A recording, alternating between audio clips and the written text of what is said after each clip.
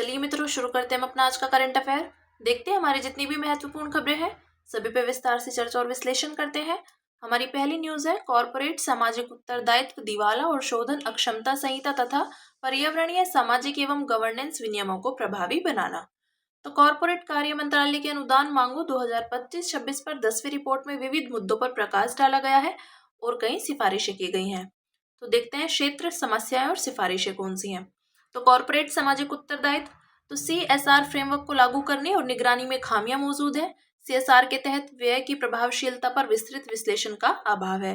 बिना खर्च हुई CSR राशि का लेखा जोखा अभी भी पूरी तरह से पारदर्शी नहीं है। सिफारिश क्या है? तो अधिक व्यापक रिपोर्टिंग और निगरानी फ्रेमवर्क स्थापित करना चाहिए। उदाहरण के लिए CSR संबंधी परियोजनाओं के प्रभाव और परिणामों पर विस्तृत रिपोर्ट का नियमित प्रकाशन करना चाहिए और अनुपालन न करने की स्थिति में समय पर दंड आरोपित किए जाने चाहिए। फिर नेक्स्ट है, दिवाला और शोधन अक्षमता संहिता। तो हितों का टकराव और प्रावधानों की असमान व्याख्या के कारण IBC के तहत समाधान प्रक्रिया में देरी होती है। IBC के तहत समाधान पेशेवरों के खिलाफ शिकायतों के निवारण के लिए कोई मजबूत फ्रेमवर्क नहीं है। सिफारिश है, समाधान संबंधी योजनाओं को केंद्रीय ऑनलाइन पोर्टल के माध्यम से प्रत्यक्ष रूप से लागू करने हेतु प्रणाली स्थापित की जानी चाहिए और RPS के लिए कठोर प्रमाणन मानक और प्रदर्शन के मामले में स्वतंत्र समीक्षा लागू की जानी चाहिए। परिचालनरत लेनदारों के पर्याप्त प्रतिनिधित्व के लिए लेनदारों की समिति की संरचना की समीक्षा करनी चाहिए। नेक्स्ट है, पर्यावरणीय, सामाजिक एवं गवर्नेंस। तो ग्रीन वॉशिंग का जोखिम लगातार बढ़ रहा है। लघु व्यवसायों को ESG प्रणाली को अपनाने में कठिनाइयों का सामना करना पड़ता है। सिफारिश है इसकी, तो अनुपालन सुनिश्चित करने और ग्रीन वॉशिंग के लिए दंड आरोपित करने हेतु मंत्रालय के तहत एक समर्पित ESG पर्यवेक्षण निकाय गठित करना चाहिए। निदेशकों के लिए प्राथमिक कर्तव्यों के रूप में ESG उद्देश्यों को शामिल करने हेतु कंपनी अधिनियम 2013 में संशोधन किया जाना चाहिए और लेखा परीक्षा समितियों के समान स्वतंत्र ESG समितियां गठित की जानी चाहिए। ठीक है, अब बात करेंगे अगली न्यूज की, जो है केंद्र सरकार ने सूक्ष्म, लघु और मध्यम उद्यमों के वर्गीकरण के लिए संशोधित टर्नओवर एवं निवेश मानदंड अधिसूचित किए। तो संशोधित मानदंड 1 अप्रैल 2025 से प्रभावी होंगे। गौरतलब है कि MSMEs के वर्गीकरण के लिए मानदंडों में संशोधन की घोषणा केंद्रीय बजट 2025-26 में की गई थी। MSMEs का महत्व, तो रोजगार सृजन, देश में 5.93 करोड़ पंजीकृत MSMEs हैं। इनमें 25 करोड़ से अधिक लोगों को रोजगार प्राप्त है। आर्थिक उत्पादन, तो 2023-24 में MSME से संबंधित उत्पादों ने भारत की कुल निर्यात में 45.73% का योगदान दिया था। सकल घरेलू उत्पाद में योगदान, तो MSMEs का सकल मूल्यवर्धन 2020-21 के 27.3% से बढ़कर 2022-23 में 30.1% हो गया। अन्य योगदान क्या है? तो ग्रामीण और पिछड़े क्षेत्रों के औद्योगिकरण में सहायता करते हैं, क्षेत्रीय समानता को कम करते हैं और राष्ट्रीय आय एवं संपत्ति का अधिक समान वितरण सुनिश्चित करते हैं। MSMEs के समक्ष चुनौतियां देखते हैं, तो बुनियादी ढांचे में कमी की समस्या का सामना करना पड़ता है। अधिकतर MSMEs अनौपचारिक क्षेत्र में है और उन्हें अनौपचारिक होने में समस्याओं का सामना करना पड़ता है। नई तकनीकों को अपनाने में झिझक देखी जाती है। कच्चे माल की प्राप्ति और तैयार माल को बाजार तक पहुंचाने में कठिनाई आती है। ऋण और जोखिम पूंजी प्राप्त करने में समस्या आती है और बेचे गए उत्पाद के बदले भुगतान प्राप्त करने में लंबा इंतजार करना पड़ता है आदि। MSMEs के लिए शुरू की गई सरकारी पहले, तो उद्योग पंजीकरण पोर्टल, यह प्लेटफॉर्म उद्यमों के पंजीकरण को सुविधाजनक बनाता है। प्रधानमंत्री विश्वकर्मा योजना, तो इसका उद्देश्य कारीगरों और शिल्पकारों को समग्र समर्थन प्रदान करके उनकी सामाजिक आर्थिक स्थिति एवं जीवन की गुणवत्ता में सुधार करना है। प्रधानमंत्री रोजगार सृजन कार्यक्रम, तो यह क्रेडिट लिंक्ड सब्सिडी योजना है। इसका उद्देश्य गैर कृषि क्षेत्र में सूक्ष्म उद्यमों की स्थापना के माध्यम से रोजगार के अवसर उत्पन्न करना है। पारंपरिक उद्योगों के पुनरुत्थान के लिए निधि योजना, तो इसका उद्देश्य पारंपरिक कारीगरों को क्लस्टर में संगठित करना है। ठीक है, अब बात करेंगे MSMEs के वर्गीकरण के लिए संशोधित मानदंड की, तो श्रेणी, निवेश मानदंड और वार्षिक टर्नओवर मानदंड। तो सूक्ष्म उद्यम की बात करें तो 2.5 करोड़ रुपए तक, यानी पहले 1 करोड़ रुपए तक था। फिर वार्षिक टर्नओवर, तो 10 करोड़ रुपए तक, पहले 5 करोड़ रुपए तक था। लघु उद्यम, तो 25 करोड़ रुपए तक, पहले 10 करोड़ रुपए तक था, अब 100 करोड़ रुपए तक है वार्षिक टर्नओवर, पहले 50 करोड़ रुपए तक था। मध्यम उद्यम, तो 125 करोड़ रुपए तक, पहले 50 करोड़ रुपए तक। टर्नओवर वार्षिक, तो 500 करोड़ रुपए तक है, पहले 250 करोड़ रुपए तक था। ठीक है, ये बात की हमने MSMEs की। अब बात करेंगे अगली न्यूज की, जो है tackling black carbon, how to unlock fast climate and clean energy benefits report जारी की गई। तो ये रिपोर्ट क्लीन एयर फंड ने जारी की। रिपोर्ट में यह रेखांकित किया गया है कि अन्य शक्तिशाली प्रदूषकों के साथ साथ ब्लैक कार्बन के स्तर को कम करने से वायु गुणवत्ता, लोक स्वास्थ्य और अर्थव्यवस्था में सुधार किया जा सकता है। इसके अलावा सर्वाधिक तेजी से जलवायु को भी बेहतर बनाया जा सकता है। ब्लैक कार्बन क्या है? तो ब्लैक कार्बन को आमतौर पर कालिक के नाम से जाना जाता है। यह अत्यंत सूक्ष्म कणिकीय वायु प्रदूषण यानी PM 2.5 का एक घटक है। ब्लैक कार्बन एक अल्पकालिक जलवायु प्रदूषक है। यह वायुमंडल में केवल कुछ दिनों से लेकर हफ्तों तक ही बना रहता है। शीर्ष उत्सर्जक, तो चीन के बाद भारत दूसरा सबसे बड़ा ब्लैक कार्बन उत्सर्जक देश है। ब्लैक कार्बन के प्रभाव, तो ग्लोबल वार्मिंग, या मीथेन सहित उन शक्तिशाली प्रदूषकों में से एक है जो ग्लोबल वार्मिंग के लगभग आधे हिस्से के लिए जिम्मेदार है। क्षेत्रीय जलवायु पर प्रभाव, तो यह हिमावरण और हिमनदों पर जमा होकर उनका रंग काला कर देता है। इससे आर्कटिक क्षेत्र एवं हिमनदों में बर्फ पिघलने की गति बढ़ जाती है। ऐसा अनुमान है कि तिब्बत के पठार में मौजूद याला हिमनद के द्रव्यमान में 39% की कमी आई है। जल विज्ञान चक्र में व्यवधान, तो यह एशिया और पश्चिमी अफ्रीका की मानसूनी वर्षा को प्रभावित करता है। इससे बाढ़ एवं सूखा जैसी घटनाओं का जोखिम बढ़ता है। इस रिपोर्ट में की गई सिफारिशें, तो आर्कटिक में और उसके आसपास के ब्लैक कार्बन गहन क्षेत्र को गैस फ्लेयरिंग, पोत परिवहन क्षेत्र को रेजिडेंशियल हीटिंग से ब्लैक कार्बन उत्सर्जन में कटौती करनी चाहिए। राष्ट्रीय स्वच्छ वायु और ऊर्जा नीतियों के साथ साथ राष्ट्रीय स्तर पर निर्धारित योगदानों में संशोधन करके ब्लैक कार्बन में कटौती करने संबंधी लक्ष्यों को शामिल किया जाना चाहिए। शक्तिशाली प्रदूषकों पर समन्वित कार्यवाही की जानी चाहिए, जैसे व्यापक अपशिष्ट प्रबंधन समाधान को अपनाना आदि।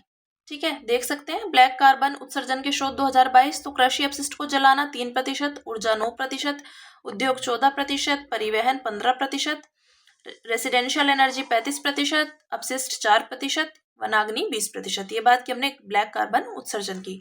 अब बात करेंगे अगली न्यूज की, जो है RBI ने प्राथमिकता प्राप्त क्षेत्र को ऋण दिशा निर्देशों को संशोधित किया।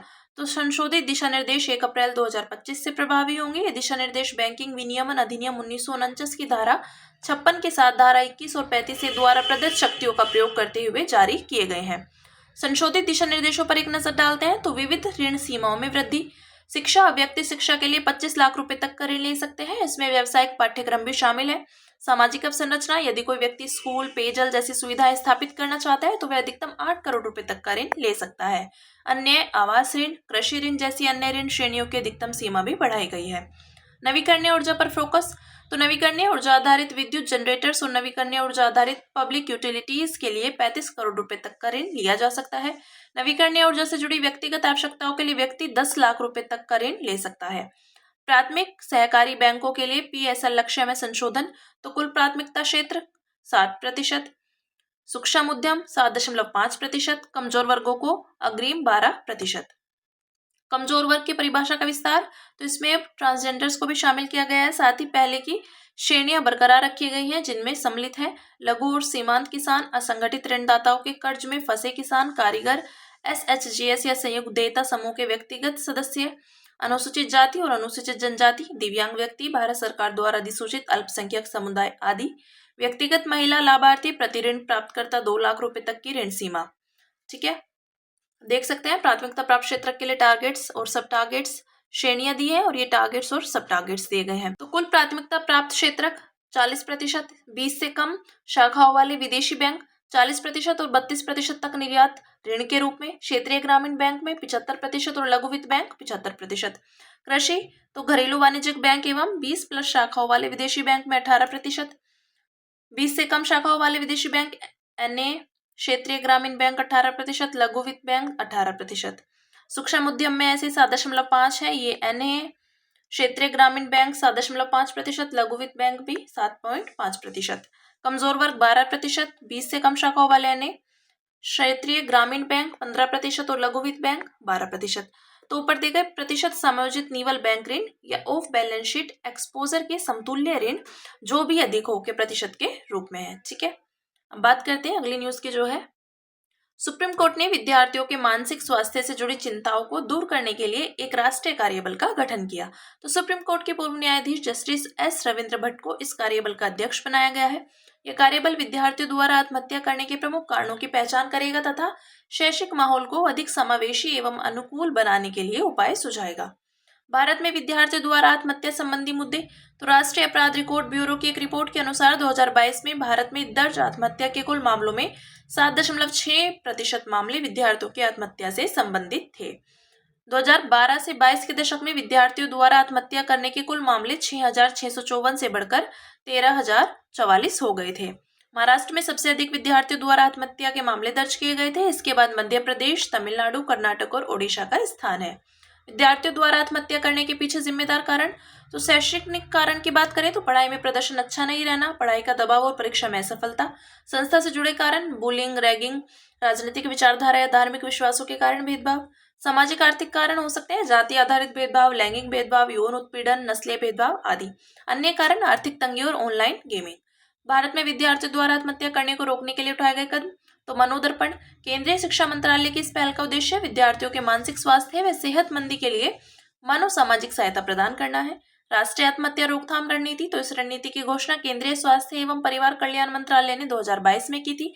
इसका उद्देश्य 2030 तक आत्महत्या से संबंधित मौतों के मामले में 10% तक की कमी करना है।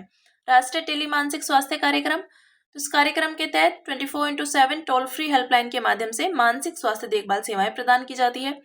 ड्राफ्ट उम्मीद, understand, motivate, manage, empathise, empower and develop, तो आत्महत्या की रोकथाम हेतु स्कूलों के लिए दिशा निर्देश है। इसे 2023 में जारी किया गया था। ठीक है, अब बात करते हैं अगली न्यूज की, जो है भारत ने माइकोबैक्टीरियम ट्यूबरक्लोसिस के 10,000 जीनोम अनुक्रम पूरे कर लिए हैं। जीनोम अनुक्रम पहल DARE2 ERAD टीबी कार्यक्रम के तहत संपन्न की गई है। ये टीबी कार्यक्रम मार्च 2022 में शुरू किया गया था। यह कार्यक्रम टीबी यानी तपेदिक रोग के उन्मूलन के लिए डेटा आधारित अनुसंधान पर बल देता है। इसके विषय में जानते हैं, तो केंद्रीय विज्ञान एवं प्रौद्योगिकी मंत्रालय का जैव प्रौद्योगिकी विभाग इस कार्यक्रम का प्रमुख घटक Indian tuberculosis genomic surveillance consortium है। उद्देश्य है 32,000 से अधिक टीबी आइसोलेट्स का अनुक्रमण करना, ताकि दवा प्रतिरोधी उत्परिवर्तन की पहचान की जा सके और बेहतर उपचार विकसित किया जा सके। भारत में टीबी रोग के मामले, तो विश्व में सबसे अधिक मामले, विश्व में टीबी के 27% रोगी भारत में है। इस तरह दुनिया में टीबी रोग के सबसे अधिक मरीज भारत में है। अनुमानित मौतें, तो टीबी से 2022 में 3,31,000 लोगों की मौत हो गई थी। यह प्रति 1 लाख जनसंख्या पर 23 मौतें हैं। भारत में टीबी के उन्मूलन के लिए शुरू की गई प्रमुख पहलें, तो राष्ट्रीय तपेदिक उन्मूलन कार्यक्रम, इसका नाम बदलकर अब संशोधित राष्ट्रीय तपेदिक नियंत्रण कार्यक्रम कर दिया गया है।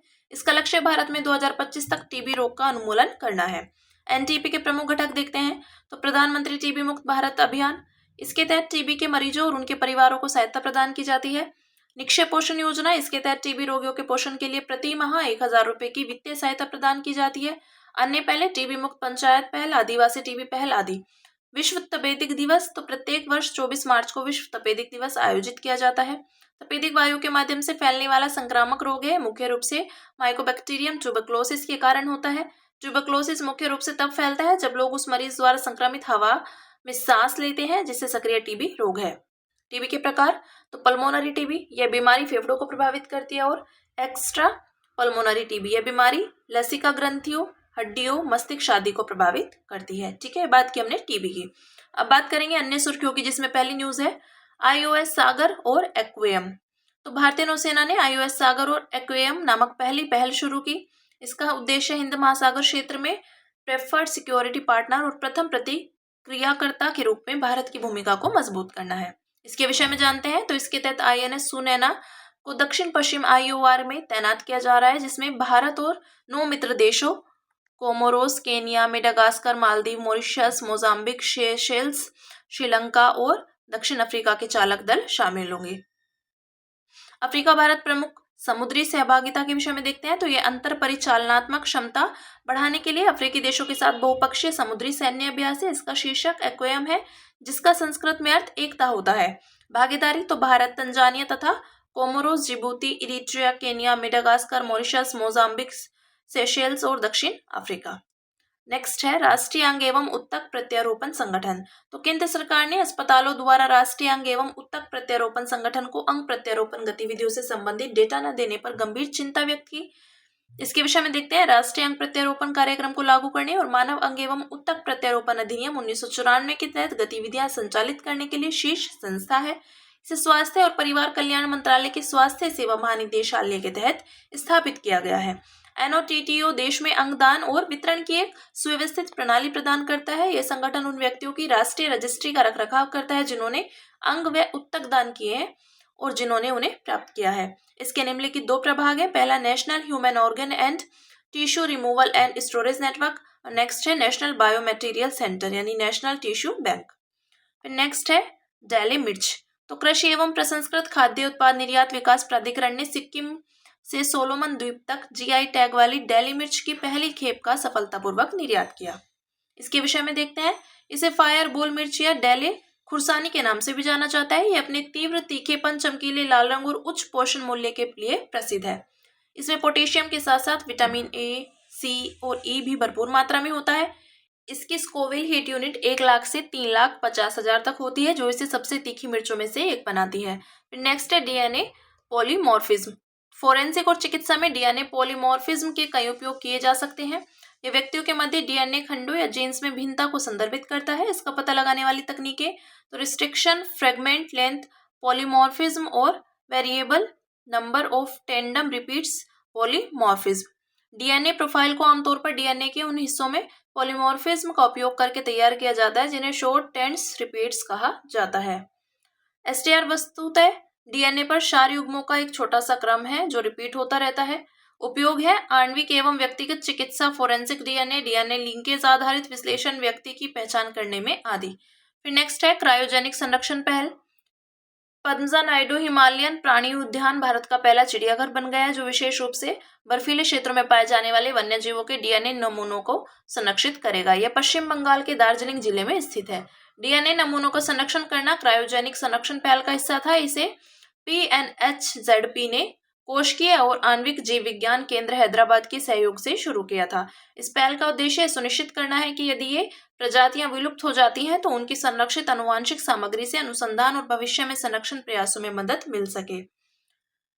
पद्मजा नायडू हिमालयन प्राणी उद्यान के विषय में देखते हैं। यह भारत का सबसे अधिक ऊंचाई पर स्थित प्राणी उद्यान है। यह हिम तेंदुए और लाल पांडा के संरक्षण कार्यक्रमों के लिए प्रसिद्ध है।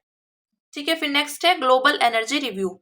तो अंतर्राष्ट्रीय ऊर्जा एजेंसी ने अपनी ग्लोबल एनर्जी रिव्यू 2025 रिपोर्ट प्रकाशित की। रिपोर्ट के मुख्य बिंदु देखते हैं। 2024 में वैश्विक ऊर्जा की मांग में 2.2% की बढ़ोतरी हुई। इसमें 80% से अधिक योगदान उभरती और विकासशील अर्थव्यवस्थाओं का रहा। 2024 में वैश्विक विद्युत उत्पादन में हुई वृद्धि में 80% नवीकरणीय ऊर्जा और परमाणु ऊर्जा का योगदान रहा। ऐसा पहली बार है जब कुल विद्युत उत्पादन में इनका योगदान 40% से अधिक रहा। 2019 से सोलर पीवी, पवन ऊर्जा, परमाणु ऊर्जा, इलेक्ट्रिक कार और हीट पंप्स का उपयोग करने से हर साल 2.6 बिलियन टन CO2 उत्सर्जन कम हुआ है, जो वैश्विक उत्सर्जन का 7% है। फिर नेक्स्ट है ब्लू फ्लैग। तो ऋषिकोंडा बीच ने फिर से ब्लू फ्लैग टैग हासिल किया। ज्ञातव्य है कि खराब रखरखाव के कारण ऋषिकोंडा से यह टैग वापस ले लिया गया था। विशाखापत्तनम का ऋषिकोंडा बीच आंध्र प्रदेश का एकमात्र ब्लू फ्लैग बीच है। यह भारत के 13 ब्लू फ्लैग बीचों में शामिल है। इनके विषय में देखते हैं। तो किसे दिया जाता है? इसे समुद्र तटों, मरीनों और संधारणीय नौका विहार पर्यटन संचालकों को प्रदान किया जाता है। प्रत्येक श्रेणी के लिए अलग थलग मानक होते हैं। कौन देता है? तो डेनमार्क स्थित एक गैर सरकारी संगठन फाउंडेशन फॉर एनवायरमेंटल एजुकेशन द्वारा प्रतिवर्ष प्रदान किया जाता है।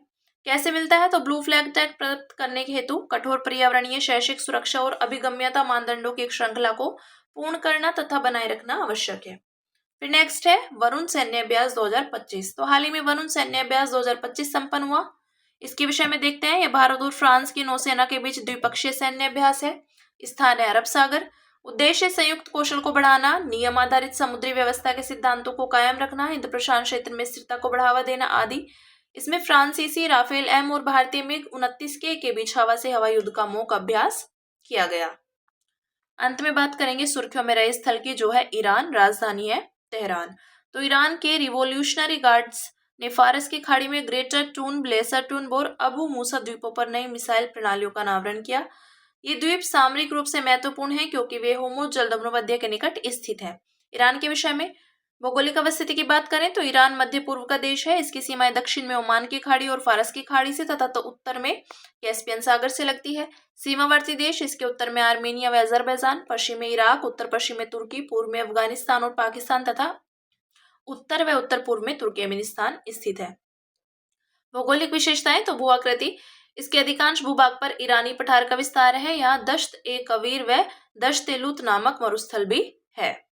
इसके पश्चिम में जाग्रोस पर्वत तथा उत्तर में अल्बुर्ज पर्वत है। प्रमुख नदियां हैं करुण नदी, सफीद नदी आदि। ये बात की हमने ईरान की। तो हमारी आज की जितनी भी महत्वपूर्ण खबरें थी, हमने सभी पे विस्तार से चर्चा और विश्लेषण किया। अब इसी के साथ मिलते हैं कल अपनी नई खबरों के साथ।